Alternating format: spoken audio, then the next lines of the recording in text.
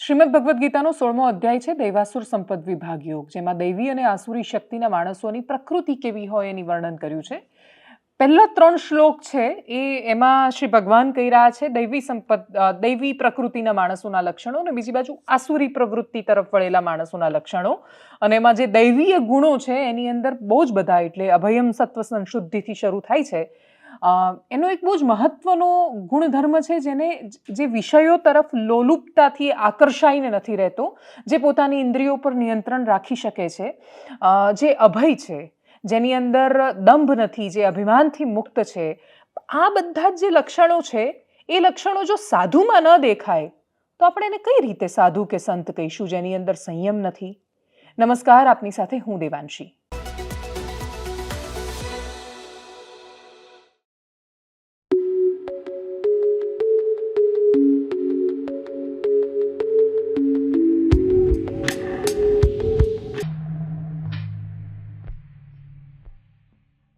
સમય જ્યારે ધર્મ અને ધર્મની બાબતોનું રાજનીતિમાં એટલી હદે ઘૂસી જવાનો ચાલતો હોય ત્યારે એ ખબર જ નથી પડતી કે આ કયા લોકો છે જે ધર્માચારી છે અને કોણ છે કે જેને રાજકારણ સિવાય બીજો કોઈ કામ ધંધો નથી. જો તમારે રાજનીતિ કરવી છે તો આટલા વિશાળ દેશમાં કેટલી મોટી રાજનીતિ છે, કેટલું વિશાળ આપણું લોકતંત્ર છે, એનો કેટલો જબરદસ્ત મોટો આ ગણરાજ્યનો ઇતિહાસ રહ્યો છે. તમે ધારો એ પ્રદેશમાં જઈને રાજનીતિ કરી શકો છો, પણ એના માટે તમારે ભગવો ઓઢવો જરૂરી નથી. તમે એ ભગવો ઓઢીને જ્યારે લોકોને મૂર્ખ બનાવો છો ત્યારે આ સવાલ થાય છે. જુનાગઢનો વિવાદ સમ્યો નથી. ત્યાંના મહંત મહેશગીરી બાપુએ કઈ રીતે વાત કરી અને જુનાગઢમાં એ સાધુ સંતોનો અખાડો કેવી રીતે રાજનીતિનો અખાડો બન્યો એ આપણે જોઈ લીધું. પણ એના પછી એક એવી જગ્યાનો વિવાદ સામે આવ્યો જેની કદાચ કોઈએ કલ્પના નહીં કરી હોય.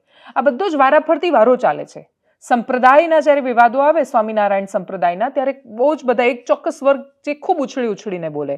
આનો વારો આવે ત્યારે સંપ્રદાયના માણસો છે એ ઉછળીને બોલે. પણ એ બધાની વચ્ચે અંતે શેનો વિનાશ થતો દેખાય છે? તો એ પ્રશ્ન છે કે સાધુતા નથી દેખાતી, સત્વ નથી દેખાતું. અને સાધુતા અને ધર્મના નામ પર જે માણસો આખી દુનિયાને ભાષણો આપે છે એ પોતેનું આચરણ નથી કરી શકતા, એનું દુર્ભાગ્ય છે. વિવાદ સત્તાધારનો છે. નામ છૂટું પાડીએ તો થાય કે સત જેનો આધાર હોય એવા સત્તાધારમાં આપાગીગાની જગ્યા પર આ થઈ રહ્યું છે.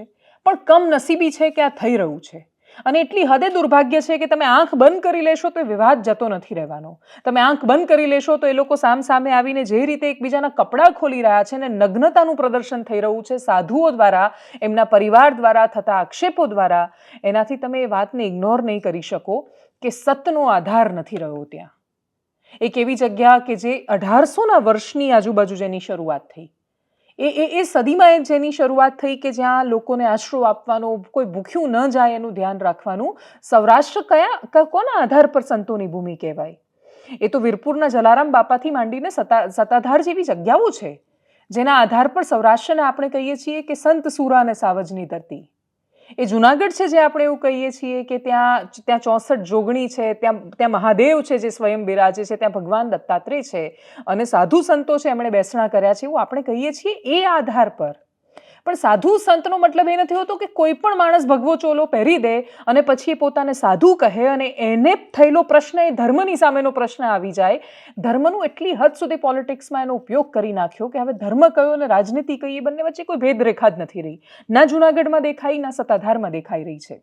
સત્તાધારમાં વિવાદ સામે આવ્યો, ત્યાં જે બાપુ છે એમના પર ખૂબ ગંભીર આરોપ લાગ્યા અને જે સાધુ હોય એની સીડીઓ છે એ પ્રકારની વાતો જ્યારે સામે આવે, એમના સગ્ગાભાઈ આરોપ કરે, હત્યાના આરોપો. અને આ કેટલી દયનીય પરિસ્થિતિ છે કે ગાદી મેળવવા માટે પહેલા ગુરુ બનાવવાના, ગુરુને વહેલા મારી નાખવાના અને પછી ગાદી પચાવી પાડવાની, વ્હીલ ખોટા બનાવવાના, ગાદી માટેના ઝઘડા, આટલી હદ સુધીના ઝઘડા અને વિભાજન ધર્મના એવા માણસોની જગ્યાએ જોવા મળે જ્યાં આખી દુનિયા આવીને માથું ઝુકાવતી હોય. આ જગ્યાઓ પર માથું કેમનું ઝુકાવવું? આપાગીગાને કેન્દ્રમાં રાખીને ઝુકાવીએ તો વાત અલગ છે. ભગવાન ગુરુ દત્તાત્રેયને ધ્યાનમાં રાખીને માથું ઝૂકે તો અલગ વાત છે. બાકી માથું કોની આગળ ઝુકાવવું એ હવે પ્રશ્ન બન્યો છે.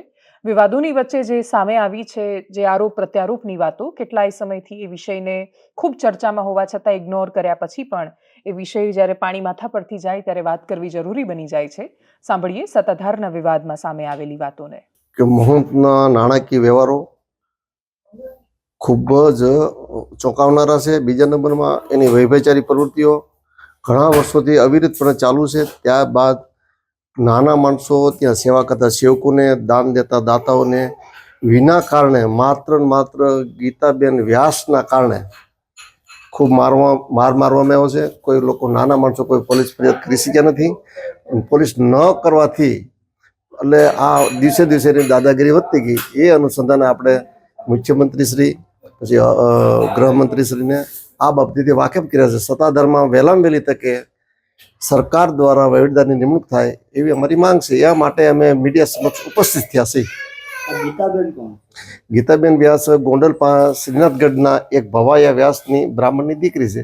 એમણે અમારી જાણ મુજબ 2-3 લગ્ન કર્યા છે અને ત્યાં સત્તાધારમાં લગભગ 20 વર્ષથી વધારે ત્યાં રહે છે અને એને વિજય ભગત સાથે કોઈને કોઈ પ્રકારે પ્રેમ સંબંધ થઈ ગયો છે. ત્યાર પછી એને મેરેજ કરી લીધા છે, મૈત્રી કરી લીધા છે અને ઓલરેડી વિજય ભગતનું બ્લેકમેલ થાય છે અને સત્તાધારના કરોડો રૂપિયા એ ભાઈએ ઉઠાવી લીધા છે. એ અનુસંધાને આજે હું મીડિયા સમક્ષ મારી વાત રજૂ કરું છું. સનાતન ધર્મના ખુલ્લા મેદાનમાં સેવા કરીએ છીએ. અમારો કોઈ ઉદ્યોગ ધંધો નથી, અમારી કોઈ એવી કોઈ નીતિ નથી, એવી કોઈ વ્યવસ્થા નથી બહાર કે ભોળવીને હિપ્નોટાઇઝ કરીને કે લોકોને એટ્રેક્ટિવ કરીને અહીંયા અમારું સોપાન ખડું થાય, અમારું સામ્રાજ્ય ઊભું થાય અને અમારો પ્રભાવ તમારે એવો પ્રભાવ નથી. અમારો પ્રભાવ હાથ જોડીને ઊભો રહેવાનો છે. અમારો પ્રભાવ તમારા હૃદય સુધી આવવાનો છે. અમારો પ્રભાવ અમારી સંસ્થાનો, અમારા ગુરુ પીરોની જે ભજન પ્રક્રિયા હતી, જે માનવ કલ્યાણ, પ્રકૃતિ કલ્યાણ, પશુ કલ્યાણ, સુખી રૂખી દુઃખી, એની સાથે રહેવાનો છે.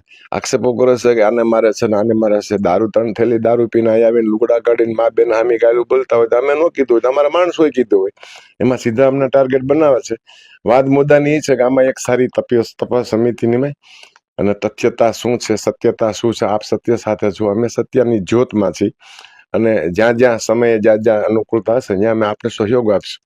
આજે જે આક્ષેપો થઈ રહ્યા છે એ બિલકુલ પાયા વિહોણા છે. એક પ્રલોભન માટે, એક પ્રતિષ્ઠા માટે, એક જેને કહીને કે કાયમ માટે પ્રભુત્વ રહેવું જોઈએ અમારું ચોક્કસ આમ તેમ કરીને. સમય આવશે ત્યારે અમારા શ્રેષ્ઠીઓ, આગેવાનો અને અમારું જે અમારી સાથે જોડાયેલી ટીમ છે આખી સત્તાધારની સેવા મંડળ, એને બરાબર જવાબ થશે એનો. આજે આપ બધે પધાર્યા છો, આપ અમારા સેવક છો, આપ અમારા દર્શનાર્થીઓ છો, આપ અમારી શ્રદ્ધા સાથે જોડાયેલા છો. આપની સામે અમે સમકક્ષી. આ લોકો પોતાને પપ્પુ દધુ ને ધર્મ ધુરંધર ને આવું બધું કહેતા હોય છે. પરમ પૂજ્ય ધર્મ ધુરંધર. પરમ પૂજ્ય એ શેના અને ધર્મ ધુરંધર એ શેના? જે લોકો એટલું ન સમજી શકે કે વિષયોથી મુક્ત નથી રહી શકતા તો આખો સંસાર એમનો છે. ક્યાં કહ્યું છે ઈશ્વરે કે તમે વિષયોથી મુક્ત નથી રહી શકતા, કે ઇન્દ્રિયો પર નિયંત્રણ નથી રાખી શકતા તો ત્યાં જઈને ગુફામાં બેસી જાઓ? સંસારમાં રહીને ઘણું બધું કામ કરી શકો છો, પણ સંસાર ત્યાગીને, આખા સંસારને સલાહો આપીને પછી તમારી આવી વાતો જ્યારે સામે આવે ત્યારે માથું શરમથી ઝૂકે છે. એ બધા જ માણસોનું જે ખૂબ શ્રદ્ધાથી એ જગ્યા ઉપર આવ્યા છે. સૌરાષ્ટ્રના સતના પારખા કરવાની જરૂર નથી, એનો બહુ લાંબો ઇતિહાસ રહ્યો છે. બસ જે લોકો એને લજવી રહ્યા છે એ ભૂમિને, એ ધરાને, એ લોકોથી જલ્દી મુક્ત થવાની જરૂર છે. આગળ વાત કરીએ ગુજરાતના એવા સમાચારની જે ગુજરાતની ન્યાય વ્યવસ્થા અને માણસ કોના પર ભરોસો કરે એના પર બહુ મોટો પ્રશ્ન કરે છે. મોરબીનું એક રિસોર્ટ છે. એ રિસોર્ટમાં એસએમસી નિર્લિપ્ત રાયની ટીમ પહોંચે છે. રિસોર્ટનું નામ ટંકારા પાસે આવેલા રિસોર્ટનું નામ કમ્ફર્ટ રિસોર્ટ છે. ઘટના 26 ઓક્ટોબર 2024ની છે. 26 ઓક્ટોબર 2024 અમુક પરિવારો પોતાના મનોરંજન માટે, ટાઈમપાસ માટે કોઈનથી જુગાર રમી રહ્યા હતા. તમે લોકો કોઈ પણ જગ્યાએ રિસોર્ટમાં ફરવા જાઓ અને પરિવાર સાથે મોજ મસ્તીથી કોઈ માણસ પત્તા રમતું હોય, કોઈ કોઈનથી કંઈ પણ રમતું હોય, જો એ ટાઈમપાસ માટે રમે છે, જો એની અંદર કોઈ વિશેષ મુદ્દામાલ કે બાકીની ગતિવિધિઓને ઇન્વોલ્વ નથી કરવામાં આવી તો એ ગેરકાનૂની કેવી રીતે? અને એ રીતે જોવા જઈશું તો પછી 8મના દિવસે તમારે કેટલાય ઘર છે એને સીલ કરી દેવા પડશે. પણ છતાંય પોલીસને તો એમાં દેખાયો પોતાનો વકરો. એમને દેખાયું કે પૈસાવાળા માણસો છે, અહીંયા જઈને આપણે આ બધા હોદ્દેદારોને, પદાધિકારીઓ છે તો એમને પકડીશું તો એ તો શરમના માર્યા કે ભાઈ મારું નામ આવશે તો મારું પોલિટિક્સ ખતમ થઈ જશે, મારું નામ આવશે તો હું ચર્ચામાં આવીશ. એ ચર્ચામાં આવીશ એ મીડિયાના ડરથી એ લોકો એટલી હદે ગભરાયા કે એમની બહાર ફોર્ચ્યુનર એક ગાડી પડેલી હતી એને મુદ્દામાલમાં ગણી લીધી અને પછી બધા લોકોનો ભેગા થઈને 63 લાખનો મુદ્દામાલ બનાવ્યો. પીઆઈ YK ગોહિલ અને એમની સાથે હેડ કોન્સ્ટેબલ હતા મહિપતસિંહ સોલંકી, એ બંને ખૂબ ધમકાવ્યા અને પછી અમે તમને પકડીશું તો અને કેસ કરીશું, અમને બધા કાગળ બનાવી દીધા અને પછી કહ્યું મીડિયામાં તમારું નામ સાચું નહીં આપીએ. 51 લાખ રૂપિયાનો પોલીસે તોડ કર્યો. અને હું એ પ્રાઇમા ફેસી તો એ બહુ સ્પષ્ટતા સાથે દેખાઈ રહ્યું છે કે મીડિયામાં નામ નહીં આપીએ કે બદલીને આપીશું કે પ્રેસ નોટમાં બદલીશું. એની અંદર એમણે 51 લાખનો પ્રસાદ છે ઘણા બધા પત્રકારોને વહેંચ્યો જશે ત્યાં. પ્રસાદ આવે તો વહેંચાય બહુ બધામાં છે. કમનસીબે ચર્ચા ભલે 1-2 પ્રોફેશનની થતી હોય, પણ ચરિત્ર બધી બાજુના અત્યારે સંડોવાયેલા છે. તો 51 લાખ રૂપિયાનો તોડ કર્યો, નામ નહીં આપીએ, મારીશું નહીં. બીજું કે પોલીસ ન મારવાના પૈસા શેના લે છે? જુનાગઢમાં એક છોકરાને ન મારવાના માટે પૈસા માંગ્યા હતા, છોકરો પૈસા ન આપી શક્યો, એ છોકરાને લોકઅપમાં એટલો બધો માર માર્યો ખાર રાખીને મગજમાં, એ છોકરાનું મૃત્યુ થયું. એ કસ્ટોડિયલ ડેથની ઓલરેડી ત્યાંને એક વકીલ લડાઈ લડી રહ્યા છે કેટલાય લાંબા સમયથી. પોલીસ કેવી રીતે હાથ ઉપાડી શકે તમારા પર? આપણે એક બાજુ એ અપરાધીઓને જોઈએ છીએ જે છેડતીના આરોપી છે, જે દુષ્કર્મના આરોપી છે, અને પોલીસ જ્યારે એનો વરઘોડો કાઢે ત્યારે આપણે એને એપ્રિશિએટ કરીએ છીએ એવું માનીને કે પોલીસ શું કરશે બિચારી બીજું.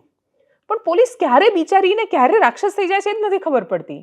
ન મારવાના પૈસા કેવી રીતે પોલીસ લઈ શકે જ્યારે પોલીસ સ્ટેશનમાં મારવું એ અપરાધ હોય? અપરાધ અમે નહીં કરીએ, તમે અમને પૈસા આપો તો. આ રીતની શરત પોલીસ મૂકશે? કદાચ સામાન્ય માણસના મનમાંથી ડર કાઢવો પડશે કે પોલીસને કહો કે જા લઈ જા લોકઅપમાં, પણ પૈસા નહીં આપીએ. નામ આપો છાપામાં. તમને ખબર છે ને, તમે બહુ સ્પષ્ટતા સાથે તમે કહી રહ્યા છો, તમે ઘરમાં ટાઈમપાસ માટે કોઈનથી રમી રહ્યા હતા, કંઈ પણ કરી રહ્યા હતા. ન્યાય કે અન્યાય એ અદાલતમાં નક્કી થવાનું છે. પોલીસને કોઈ અધિકાર નથી ત્યાં આવીને એવું નક્કી કરી દેવાનો કે તમે ખોટા અને તમે સાચા. એ અદાલત નક્કી કરશે. પણ છતાંય પોલીસ આ રીતે ડરાવે, ધમકાવે, અને સામાન્ય માણસો હોત તો સમજે આ લોકો તો સત્તાધારી પક્ષની સાથે જોડાયેલા માણસો છે. સત્તાની સાથે જોડાયેલા માણસને પોતાની રાજનીતિક કરિયરનો ડર સતાવે છે કે છાપે ચડીશ ને મારી રાજનીતિક કરિયર પૂરી થઈ જશે, અહીંયા મારા ફોટો આવશે ને મારી આના પર અસર થશે. એ પ્રેશરમાં અને દબાણમાં 51 લાખ રૂપિયાનો તોડ કરી નાખે છે પોલીસવાળા. સરકારને જાણ થાય છે, એસએમસીની ટીમને એની તપાસ સોંપાઈ છે. નિર્લિપ્ત રાય અધિકારી છે, એ પહોંચ્યા ત્યાં અને પછી એમણે ત્યાં આરોપી અને બાકીના બધા લોકોને પકડ્યા, એમની સાથે વાત કરી. પકડ્યાથી મતલબ છે એમની સાથે ચર્ચાઓ કરી અને પછી ખબર પડી કે આ 2 માણસોએ મોટો તોડ કર્યો છે. પ્રેસ નોટમાં નામ પછી બીજા દિવસે બદલીને આપ્યા હતા, વહેલા જામીન આપી દીધા, તરત છોડી દીધા. પોલીસથી આપણે માત્ર તો જ નહીં ગભરાઈએ જો આપણી પાસે કાયદાની પૂરી જાણકારી હશે. બાકી પોલીસ ડર ફેલાવવાનું કામ કરે છે. એનું કામ છે ડર ઓછો કરવાનો. સમાજમાં ડર ઓછો થાય અને અપરાધીઓના મનમાં ડર વધારે આવે એ પોલીસનું કામ છે. પણ અપરાધીઓ બેખૌફ અને બેફામ ફરે અને સામાન્ય માણસ ડરમાં જીવે એ પોલીસનું નહીં, ગુંડાનું કામ છે. એટલે પોલીસવાળા ગુંડા મૂવીમાં સારું લાગે, સિંઘમ કંઈ પણ કરે પોલીસમાં એ રીતે મૂવીમાં સારું લાગે, પણ ફિલ્મો જોઈ જોઈને રીલ બનાવવાની અને રિયલ લાઈફમાં વિલનનું કામ કરવું એ પોલીસનું કામ નથી. છેલ્લા 1 વર્ષમાં 9 પીઆઈ છે જેમને સસ્પેન્ડ કરવામાં આવ્યા છે. અને પોલીસના આ બંને ચહેરાને ચરિત્ર છે. એ પણ યાદ રાખવું પડશે કે તમે જનરલાઇઝ નહીં કરી શકો 1-2 પોલીસ કે 10 પોલીસ કર્મચારીના કારણે આખા પોલીસ બેડાને. કેમ કે એ આઈપીએસ અધિકારી જ છે, એ પોતે પોલીસના કર્મચારી જ છે નિર્લિપ્ત રાય, કે જે ત્યાં જઈને પોતાના જ ડિપાર્ટમેન્ટના એક માણસની પોલ ખોલી રહ્યા છે અને એની સામે એક્શન લઈ રહ્યા છે. આ બંને રીતે જોઈશું તો આપણને આખી આ વાત વિગતે સમજાશે. આમાં જે વાત સામે આવી એ ખૂબ ચોંકાવનારી છે, પણ બહુ જ આશ્ચર્ય અપાવનારી નથી. કરપ્શન શું કામ સમાજમાં ન ફેલાવવું જોઈએ એનું સૌથી મોટું ઉદાહરણ એ છે કે કોઈ સત્તામાં બેસેલું કોઈ પણ વ્યક્તિ, કોઈ પણ રાજ્યની કોઈ પણ સરકાર, કોઈ પણ સત્તાના માણસો, ગુજરાત રાજ્યના સંદર્ભમાં વાત કરીએ તો ભારતીય જનતા પાર્ટીના નેતાઓ, કરપ્શનનું નોર્મલાઇઝેશન જ્યારે થાય ત્યારે એની સૌથી મોટી સમસ્યા એ છે કે સમાજના દરેક હિસ્સાને કરપ્શનમાં ભાગીદાર બનાવે છે, હિસ્સેદાર બનાવે છે. એટલે હવે શું થાય છે કે હવે કોઈને નેતા કે શાસન કે સત્તા સામે એટલે સવાલો ન થાય. સવાલો ત્યારે થાય કે જ્યારે પોલીસ તટસ્થ છે, પત્રકાર સારી રીતે કામ કરી રહ્યા છે, વકીલ કરપ્ટ નથી, અદાલત પર એ પ્રશ્નો નથી થતા. તમે બધાને કરપ્ટ બનાવી દો. બધા જ જ્યારે કરપ્ટ, જનતા એ તમારા ભ્રષ્ટાચારમાં હિસ્સેદાર, ત્યારે કોની સામે આવશે? બીઝેડ જેવું થાય. કોઈ એજન્ટ નથી. એજન્ટ છે એ પણ પોતે મયુર દરજી કોર્ટમાં જઈને કે હું એ પીડિત છું કેમ કે મારા પૈસા લાગેલા છે. એટલે દરેક પીડિત એ આખા ષડયંત્રનો હિસ્સેદાર છે. કરપ્શનમાં પણ એ થઈ રહ્યું છે. ગામમાં સરપંચ, સભ્ય બધા એક પછી એક જ્યારે કરપ્શનમાં હિસ્સેદાર બનતા જાય છે. પત્રકારો પણ એ ન બોલવાના પૈસા લેવા માંડે છે. વકીલો પણ કેસ ખોટી રીતે જીતાડવાના કાં તો અદાલતમાં ચૂપ રહેવાના પૈસા લેવા માંડે. પોલીસ તમારું નામ ખોટું આપીશું મીડિયામાં એમ કરીને સંગઠિત ગુના કરવા માંડે. ત્યારે સમાજમાં કોણ કોના પર ભરોસો કરશે? અદાલતના જજ પર લાંચ લેવાના આરોપો લાગે. આ બધા પરથી ભરોસો તૂટતો જાય, ન્યાયપાલિકા પરથી, પત્રકારો પરથી, પોલીસ પરથી, ડૉક્ટર પરથી. ત્યારે પછી માણસ એ કરપ્શનનો હિસ્સેદાર બની જાય છે અને એને એવું લાગે છે કે હવે આપણે જો આમાં ભાગ કે ભાગ નહીં બનીએ તો ભોગ બનવું પડશે, અને એટલે પછી એની અંદર જોડાઈ જાય છે. આને રોકવું જરૂરી છે. પોલીસનો આ પ્રકારનો ડર તોડવો પડશે. બાકી આ પ્રકારનો ડર સતત ફેલાયેલો રહ્યો તો કેટલા એવા માણસો હશે કે જેણે મારતા નહીં એમ કરીને પૈસા લીધા હશે. પોલીસે પૈસા ખાવાની ટેવ હવે ઓછી કરવી જોઈએ, કેમ કે આજનો જે જમાનો છે એ તમે હવે જે દિશામાં જઈ રહ્યા છો એ દેશને બહુ મોટું નુકસાન કરી રહ્યા છે.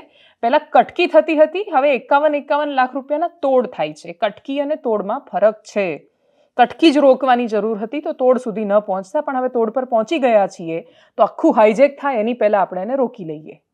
આગળ વાત દેશના સમાચારની કરીએ. દેશની સંસદમાં પ્રિયંકા ગાંધીનું આજનું ભાષણ ખૂબ દમદાર અને ચોટદાર રહ્યું. આ એમની શરૂઆત હતી, પહેલું ભાષણ હતું અને એટલે જ એમનું ડેબ્યુ હતું દેશની લોકસભામાં. પ્રિયંકા ગાંધીએ રાજાના ઉદાહરણથી માંડીને વિપક્ષ પર સતત કરવામાં આવતા હુમલા, ભૂતકાળમાં રાજતી સરકાર, અનેક વિષયો પર વાત કરી. સંભલથી માંડીને મણિપુર જેવા મુદ્દાઓ પર પણ વાત કરી.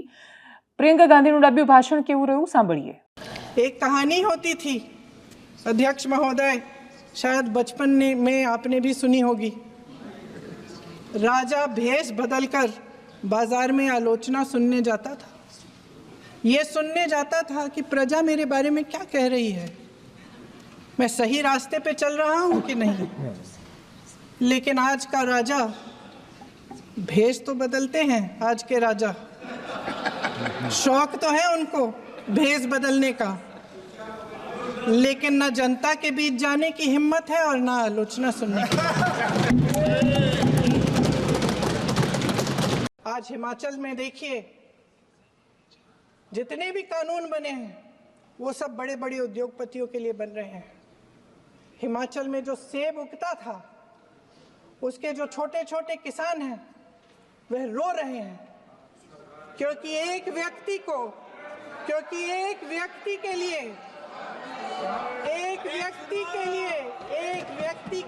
सब कुछ बदला जा रहा है. आप भी बैलेट पे चुनाव कर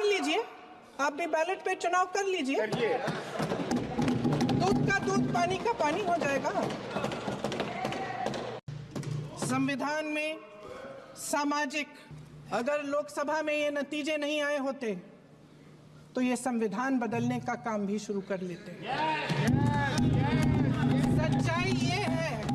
सच्चाई ये है अध्यक्ष महोदय कि आज संविधान बार बार इसलिए कह रहे हैं क्योंकि इस चुनाव में इनको पता चल गया कि इस देश की जनता ही इस संविधान को सुरक्षित रखेगी, कि इस चुनाव में हारते जीतने से इन्हें एहसास हुआ कि ये संविधान बदलने की बात इस देश में नहीं चलेगी. આ વખતે પણ સંસદનો ખાસો બધો સમય બરબાદ થયો છે, પણ આ વખતે સંસદનો પૂરેપૂરો સમય માત્ર વિપક્ષના હોબાળાના કારણે બરબાદ નથી થયો. સત્તા પક્ષ હોબાળો કરે એ કેટલું ગજબ છે. જેની બહુમતી ન હોય એ સંસદમાં કામ ન કરવા દે, બહુ ઇઝી થઈ ગયું છે. લોકસભા હવે એકદમ બેલેન્સ્ડ છે, બધા જ પક્ષોનું પૂરતું પ્રતિનિધિત્વ છે અને બધા પક્ષોનું પૂરતું પ્રતિનિધિત્વ હોવાના કારણે દેશની સંસદમાં સર્વાનુમતે નિર્ણયો લેવાની જગ્યાએ સત્તાએ હોબાળો કરે, વિપક્ષે હોબાળો કરે. સત્તાવાળાએ બૂમો પાડે, વિપક્ષવાળાએ બૂમો પાડે. પેલા અમને ન બોલવા દે, આ એમને ન બોલવા દે. જાણે સંસદ નહીં નાના ટાબરિયાઓનો ક્લાસરૂમ ચાલી રહ્યો હોય ને જેના હેડમાસ્ટરના હાથમાં સોટી બહુ જ પક્ષપાતી હોય, એ પ્રકારના દ્રશ્યો સતત લોકસભામાંથી સામે આવી રહ્યા છે. એને તમે પક્ષપાતી કહો કે પછી બહુ તટસ્થ કહો તો એ વિશેષ ફરક એટલે નથી પડતો, કેમ કે સોટી વાગતી નથી અને વાગે તો બહુ સિલેક્ટિવ વાગે છે. એટલે દેશની સંસદ, ફરી એકવાર એ આંકડો યાદ કરાવીશ, 2.5 લાખ રૂપિયાની 1 મિનિટ પડે છે આપણને. 1 મિનિટ દેશની સંસદ ચલાવવાનો ખર્ચો 2.5 લાખ રૂપિયા થાય છે. અને 2.5 લાખ ચલાવ્યા પછી શું મળે છે તો કે હો હા, બૂમાબૂમી, આના પર આરોપો વગેરે. આગળ વાત કરીએ ડી ગુકેશની. એક એવું નામ કે જે ખૂબ ગૌરવથી આખા દેશમાં લેવાઈ રહ્યું છે. 7 વર્ષનો ચેન્નઈમાં જન્મેલો છોકરો, પપ્પા ENT સર્જન, મમ્મી માઇક્રોબાયોલોજિસ્ટ, અને શરૂ કરે છે ચેસ રમવાની. શરૂઆતમાં અઠવાડિયામાં 3 દિવસ, દર 3 દિવસે 1 કલાક સુધી એ સતત ચેસ રમે છે. રમતા રમતા એને રસ પડે છે અને પછી ખબર પડે છે કે આમાં છોકરો હોશિયાર છે, મહેનત કરે તો એની કારકિર્દી બની શકે એમ છે. અને પપ્પા એવું નથી કહેતા એને કે મેરા બેટા ડૉક્ટર બનેગા યા મેરા બેટા એન્જિનિયર બનેગા. એ કોઈ જે રીતે એની તુલનાથી નથી જોતા. એમને એવું લાગે છે કે ડી ગુકેશ ખૂબ સારું રમી શકે છે તો એને રમાડવાનું શરૂ કરે છે. અને ગુકેશે 12 વર્ષની ઉંમરે કહ્યું હતું કે મારું સપનું છે કે હું દુનિયાનો યંગેસ્ટ ચેસ ચેમ્પિયન બનું. અને 18 વર્ષની ઉંમરે એણે પોતાનું સપનું સાકાર કરી દીધું છે. 18 વર્ષના છોકરાએ દુનિયાના દિગ્ગજોને ચેસમાં હરાવ્યા અને ચેસનું આખા વિશ્વમાં ન હોય એવો એક એવો ચેમ્પિયન બન્યો કે જેની કદાચ કોઈ કલ્પનાએ નહોતું કરી શકતું કે 18 વર્ષનો છોકરો દુનિયાના દિગ્ગજોને હરાવી દેશે. પણ ડી ગુકેશ હવે દુનિયાના સૌથી યંગેસ્ટ ચેસ ચેમ્પિયન બન્યા છે. વિડીયો સામે આવ્યા એ ખૂબ ઇમોશનલ છે અને માત્ર ઇમોશનલ નથી, ગૌરવ અપાવનારા છે. દેશની બાકી રમતો પ્રત્યે પણ લોકોનું ધ્યાન આકર્ષાઈ રહ્યું છે. ખૂબ સુંદર અને અદ્ભુત બાબત છે, કેમ કે ક્રિકેટ સિવાયની પણ એક દુનિયા છે એ પણ હવે દેખાઈ રહી છે અને એ માત્ર દેખાઈ નથી રહી, એ પોતાના આકાશમાં ચમકી રહી છે. જોઈએ વિડીયોઝ ડી ગુકેશના સામે આવ્યા છે. ગૂગલે સરસ મજાનું ડૂડલ પણ બનાવ્યું હતું આજના દિવસને સમર્પિત. જોઈએ વિડીયોઝ.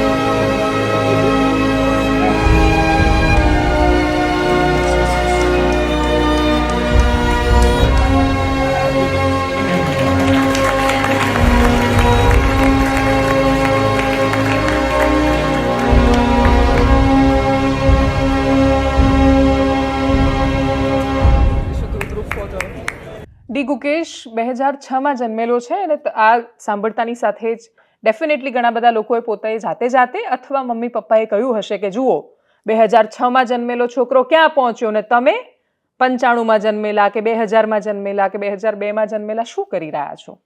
આ પ્રશ્ન એટલે તમે સંતાનને ન કરતા કેમ કે એ પ્રશ્ન તમારે પોતાને કરવાની બહુ વિશેષ જરૂર છે કે ડી ગુકેશના માતા પિતા એને એવું નહોતા કહેતા કે અમે સાયન્સ બેકગ્રાઉન્ડમાંથી છીએ અને અમે આટલું બધું ભણ્યા છીએ ને આટલા હોશિયાર બ્રિલિયન્ટ છીએ તો તારે સાયન્સ જ લેવાનું છે ને તારે આ જ બનવાનું છે.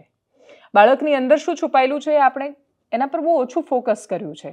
2036માં આપણે ત્યાં ઓલિમ્પિક આવવાની છે અને એની અંદર જે થોડા 5-7 વર્ષના અત્યારે હોય એવા બાળકોને જો તમે અત્યારથી તૈયારી કરાવો, જો એમની અંદર ટેલેન્ટ હોય તો ખબર નહીં એ પણ ક્યાંના ક્યાં પહોંચી શકે છે. વાતાવરણ મળવું બહુ જરૂરી છે. ક્રિકેટર્સ એક પ્રદેશમાંથી સતત આવે, એક એકેડમી શું કામ બહુ બધા ક્રિકેટર્સ આપી શકે છે, ફૂટબોલ શું કામ બંગાળના ખેલાડીઓ ખૂબ સરસ રીતે રમી શકે છે. ગુજરાતમાં પણ અલગ અલગ સ્પોર્ટ્સનું વાતાવરણ ઊભું થઈ રહ્યું છે અને ગવર્મેન્ટ પણ ઘણી બધી તૈયારીઓ એમાં કરે છે. ડિસ્ટ્રિક્ટ લેવલ સ્પોર્ટ્સના બધા સંકુલ બની રહ્યા છે. ફૂટબોલ માટેની ક્લબ શરૂ થઈ છે ગુજરાતમાં. એટલે બહુ બધી સ્પોર્ટ્સનું વાતાવરણ બની રહ્યું છે. એટલે ક્રિકેટ તો અદ્ભુત જ છે, સરસ જ છે, મજા જ આવે છે. બધાને પોતાના દીકરાને ક્રિકેટર બનાવવું છે. ક્રિકેટમાં મજા જ આવે, પણ એના સિવાયના સ્પોર્ટ્સ પણ છે અને ડૉક્ટર, એન્જિનિયર બહુ સારી ફિલ્ડ છે, પણ જો દીકરાને એમાં મજા ન આવે તો ફોર્સફુલી એ બાજુ ધકેલવાની જગ્યાએ વિશ્વમાં બાકીના આયામો પણ છે, એના પર પણ નજર કરવી જોઈએ. છેલ્લે વાત કરીએ પુષ્પા 2ની. ઇતિહાસની સૌથી મોટી બ્લોકબસ્ટર ફિલ્મ બનવા જઈ રહી છે પુષ્પા 2. પુષ્પા 1 જેટલી, એટલે જે રાઇઝ હતો પુષ્પાનો એના જેટલી બહુ જબરદસ્ત નથી એવું કહેવાય રહ્યું છે, પણ છતાંય જોવાઈ બહુ સરસ રહી છે કેમ કે પહેલો ભાગ એટલો બધો અદ્ભુત રહ્યો છે કે બીજા ભાગમાં શું છે એની બહુ જ બધી તાલાવેલી લોકોને રહેતી હોય છે. પણ મૂવી રિવ્યૂ આપવા માટે હું નથી આવી કેમ કે ફિલ્મ હજી મેં જોઈ નથી અને જોઈ હોય તો એનો રિવ્યૂ આપવાનું કામ મારું બેઝિકલી છે નહીં, મારી એમાં એક્સપર્ટાઈ નથી. સમાચાર એ છે કે અલ્લુ અર્જુન એક થિયેટરમાં ગયા, થિયેટરમાં ભાગદોડ થઈને પછી એક મહિલાનું મૃત્યુ થયું. આ સમાચાર પછી એમના પર કેસ દાખલ કરવામાં આવ્યો હતો. તમને એવો વિચાર આવે કે દર્શકોની અંદર દોડભાગ થાય, એમાં અલ્લુ અર્જુન કે એક્ટર શું કરે? નિયમ એવું કહે છે કે જ્યારે તમને સંભાવનાઓ વિશે ખબર હોય, સંભવિત ખતરાઓ વિશે તમે જાણતા હોવ, ત્યારે કાં તો તમારે ત્યાં જવાનું ટાળવું જોઈએ અને કાં તો તમારે ખૂબ એડવાન્સમાં પોલીસને ઇન્ફોર્મ કરવું જોઈએ.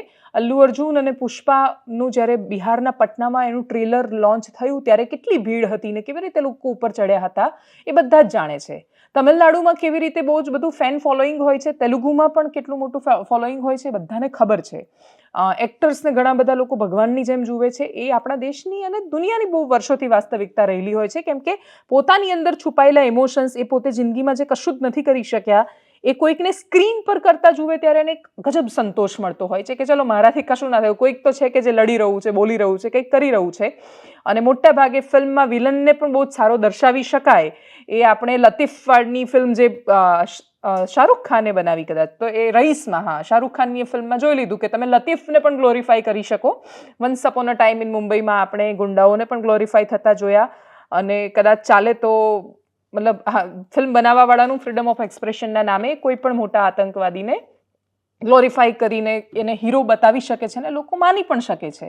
એટલે ફિલ્મની દુનિયા એક આખી અલગ છે ને એ અલગ ડિબેટનો વિષય છે. પણ પુષ્પા 2ના મૂવીના પ્રીમિયર વખતે અલ્લુ અર્જુન ગયા અને ભીડ થઈને અનિયંત્રિત થઈ એટલે એમના પર એક કેસ દાખલ થયો. કેસ દાખલ થયા પછી પોલીસે એમની ધરપકડ કરી. ધરપકડ કરતાની સાથે જ સેશન્સ કોર્ટે 14 દિવસની જ્યુડિશિયલ કસ્ટડી એટલે કે 14 દિવસની જેલનું એમના માટે એલાન કરી દીધું. જો કે પોલીસ એમની ધરપકડ કરીને લઈ ગઈ એના પછી વકીલ હાઈકોર્ટમાં ગયા અને હાઈકોર્ટમાંથી એમના જામીન મંજૂર થઈ ગયા છે. એટલે અલ્લુ અર્જુન થોડી કામ પોલીસ સ્ટેશનની મુસાફરી કરીને પાછા આવ્યા છે. જે વિડીયો સામે આવ્યો એ આજે દેશમાં ખૂબ ચર્ચાનો વિષય છે. જોઈએ.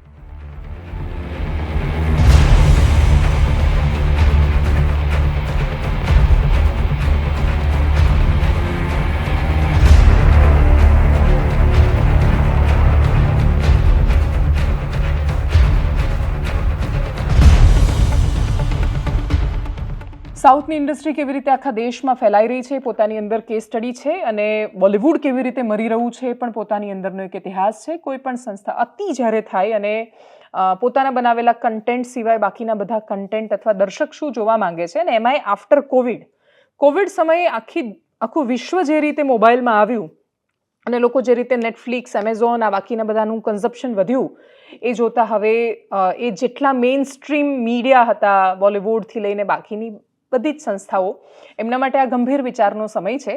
જોઈએ ગુજરાતી ફિલ્મ ઇન્ડસ્ટ્રી આવનારા સમયમાં કેવું કરે છે. અપેક્ષા રાખીએ કે એક દિવસ ગુજરાતની ફિલ્મ પણ આખી દુનિયામાં આવી જબરદસ્ત રીતે જોવાતી થાય.